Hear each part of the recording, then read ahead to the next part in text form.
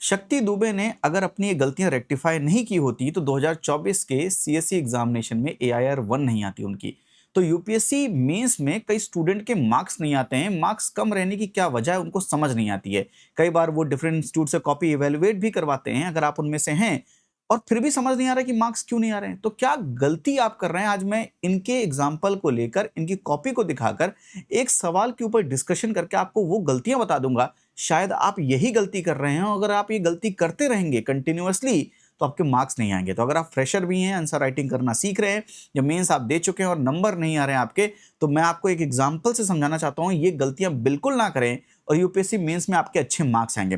तो 2024 टॉपर शक्ति दुबे जी के बारे में बात कर रहे हैं। इनकी जब हम गलतियां निकाल रहे हैं तो ये नहीं बोल रहे हैं कि डिजर्विंग नहीं है, टॉपर नहीं, जाहिर सी बात है टॉपर हैं। तो इन्होंने एज अ स्टूडेंट क्या गलतियां की होंगी जिनको रेक्टिफाई करने के बाद वो टॉपर बनी, उसके बारे में बात करते हैं। तो ये GS4 इथिक्स का पेपर है आपके सामने, और इथिक्स के पेपर में आइए मैं चलता हूं एक पर्टिकुलरली एक क्वेश्चन नंबर 6 पर। तो यहां पर मैं चलता हूं क्वेश्चन नंबर 6 पर, जहां पर एक क्वेश्चन डिस्कस करेंगे और उससे आपको समझ में आएगी कि आप सबसे बड़ी गलती कर क्या रहे हैं। So this is question number 6। एक बार रीड कीजिए, एक बार आप भी पढ़िए तो समझ में थोड़ा सा ज्यादा आएगा। Right to information transform the wheel of the government secrecy into a window of transparency examine. और ध्यान से एक बार आंसर, पहले तो आपने ये बात समझ गई कि राइट टू इंफॉर्मेशन एक्ट कैसे सीक्रेसी से ट्रांसपेरेंसी की तरफ ले जाता है। कह रहा है कि एग्जामिन कीजिए। जब भी यूपीएससी ऐसे वर्ड लगाता है, इनको हम बोलते हैं डायरेक्टिव वर्ड्स, और अगर आपने ये एग्जामिन का मतलब मिस कर दिया है तो ये जो सवाल में लिखेंगे वो सब कुछ गलत लिखेंगे आप। फॉर एग्जाम्पल इन्होंने क्या लिखा है पहले उसको समझ लेते हैं, और इसमें मार्क्स क्यों नहीं मिलेंगे इसका रीजन भी समझ लेते हैं। एक चीज और मैं आपको बोलना चाहूंगा कि जैसे कि अगर यहां पर लिखा हुआ है कि यहां पर कुछ भी ना लिखें, तो इस साइड प्लीज कुछ भी ना लिखें। ये डायरेक्टिव्स होते हैं यूपीएससी के द्वारा कि इस पार्ट में आपको कुछ भी नहीं लिखना है, मतलब इसमें कुछ भी नहीं लिखना है। चलिए, right to information act 2005 is considered to be sunshine legislation and considered to be one of the best good governance initiative by the government। तो इन्होंने क्या किया, इंट्रो में आरटीआई बता दिया कि आरटीआई क्या है। ठीक है भाई, फिर उन्होंने डायरेक्टली क्या लिखा है, प्रोविजंस 1 2 3 4 5 प्रोविजंस यहां पर लिख दिए हैं, 6 प्रोविजंस लिख दिए हैं, और उसके बाद यहां पर एम लिख दिया है कि आरटीआई का एम क्या था। उसके बाद इश्यूज लिख दिए हैं, 1 2 3 4 5 पॉइंट इश्यूज लिख दिए हैं, और फिर यहां पर क्या लिखा है, in order to ensure efficacy of the RTI act we need to do this, यानी वे फॉरवर्ड टाइप का लिख दिया। तो आपने क्या क्या चीजें देखी हैं, इन्होंने इंट्रो में अबाउट आरटीआई लिखा है, ध्यान से समझिएगा। उसके बाद इन्होंने जो बॉडी है उस बॉडी में क्या लिखा है, प्रोविजंस और या फीचर्स बोल लीजिए। उसके साथ साथ इन्होंने इश्यूज लिखे हैं, और फिर कंक्लूजन करते समय इन्होंने क्या लिखा है, वे फॉरवर्ड लिख दिया है कि क्या हमें करना चाहिए। अच्छा, इनकी बॉडी, और ये 10 नंबर का क्वेश्चन है, जाहिर सी बात है। तो about RTI, provision, then issues and then way forward. अच्छा, एक सवाल अगर आपसे मैं पूछता, अगर मैं आपसे एक सिंपल सा सवाल पूछता, तो क्या वही जवाब होता जो इन्होंने लिखा है? अगर मैं पूछता what is RTI, what are its features, what are the issues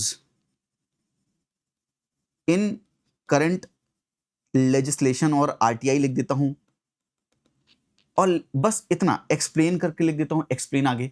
तो अगर ये सवाल मैं बना दूं, तो क्या ये सवाल का ये जवाब जो है, जो इन्होंने लिखा है, क्या इस सवाल का भी यही जवाब होगा? ध्यान से। तो अगर मैं ये सवाल पूछता, what is RTI, what are the provisions of the features of the RTI and what are the issues with the current legislation, how we can improve the legislation, अगर ये सवाल भी पूछा जाता, तो क्या ये यही आंसर होता जो इन्होंने अभी लिखा है? मतलब इस सवाल का भी ये जवाब है, और जो सवाल यूपीएससी ने पूछा है कि कैसे गवर्नमेंट सीक्रेसी से ट्रांसपेरेंसी की तरफ आरटीआई ले जा रहा है, उस बात को एग्जामिन कीजिए, तो उस सवाल का जवाब भी ये है और इस सवाल का जवाब भी ये है। अब दो सेम सवाल नहीं है ये दोनों, इनका जवाब लेकिन सेम है। तो शक्ति दुबे जी ने क्या गलती की? उन्होंने गलती ये की कि ये जवाब जब इन्होंने लिखा, एज अ स्टूडेंट ही लिखा होगा, जाहिर सी बात है, इन्होंने इस पे रेक्टिफिकेशन किए होंगे, अपने आप को चीजें चेंज की होंगी। इन्होंने गलती क्या किया, इन्होंने, इनके पास कंटेंट किसके बाद, किस चीज का कंटेंट था, आरटीआई का कंटेंट था, राइट टू इंफॉर्मेशन का कंटेंट था। इन्होंने जो कंटेंट पढ़ा था, कंटेंट लिख दिया, आरटीआई क्या है, प्रोविजंस क्या है, इश्यूज क्या है, वे फॉरवर्ड क्या है, पर ये सवाल का जवाब नहीं लिखा इन्होंने। इसमें इनको नंबर नहीं मिलेंगे। मैं बताता हूं कैसे।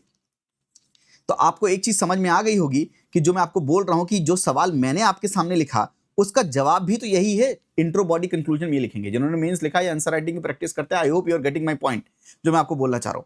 फिर इस सवाल में इन्होंने गलती क्या की, right to information act transform the wheel of the government secrecy into the transparency examine. अगर ये कीवर्ड मिस कर जाएंगे तो सब कुछ मिस कर जाएंगे। एग्जामिन, एग्जामिन क्या होता है? एक जज जब बैठता है कुछ चीज को, किसी केस को एग्जामिन करता है, तो एग्जामिन का मतलब होता है कि जब आप किसी चीज को एग्जामिन करें तो हमेशा एक रिजल्ट ऑफ द एग्जामिनेशन होना चाहिए।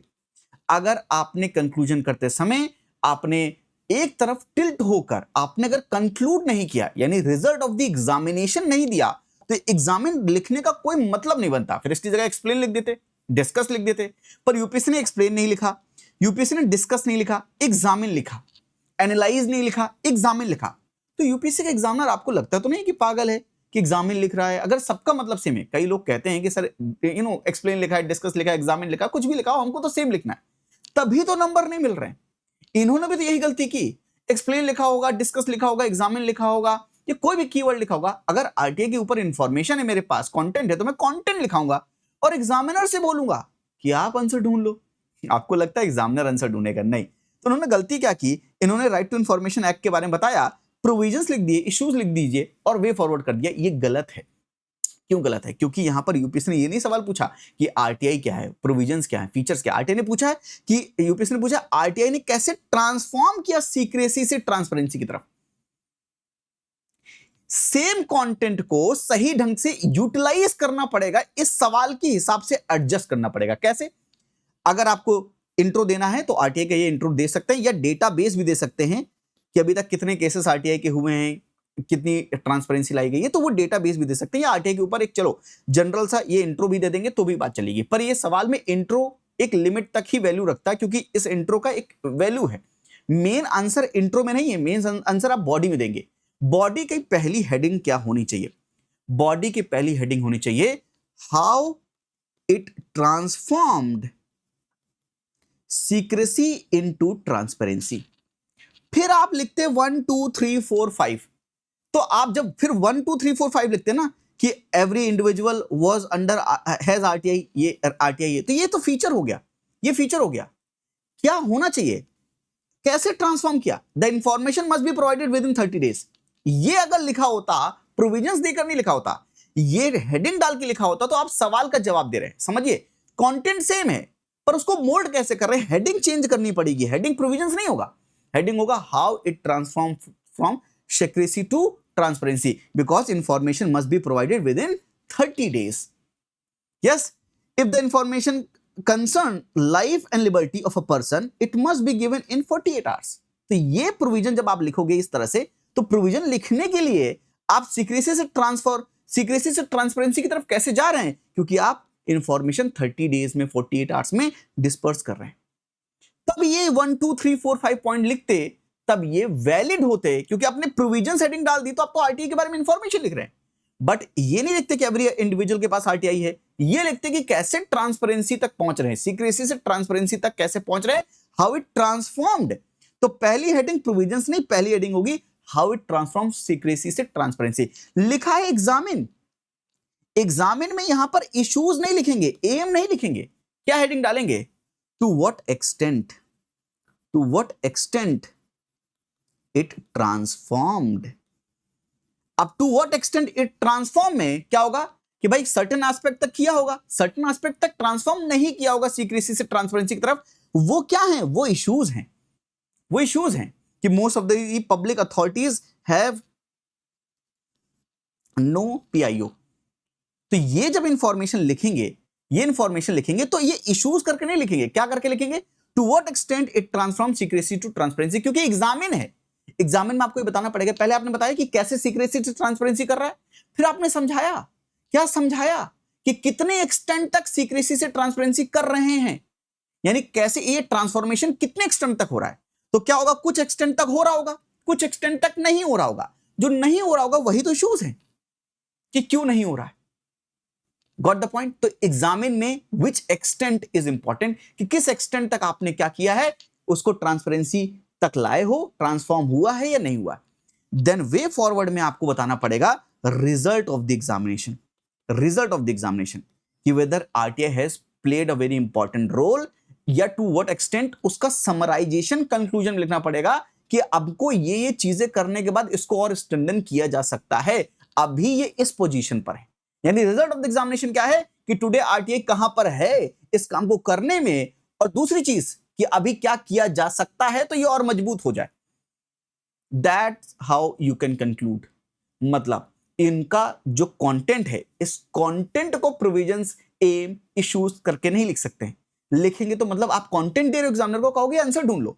आपको हेडिंग चेंज करनी पड़ेगी एग्जामिनेशन में सवाल के अकॉर्डिंग, एग्जामिन कीवर्ड के अकॉर्डिंग आपको लिखना पड़ेगा।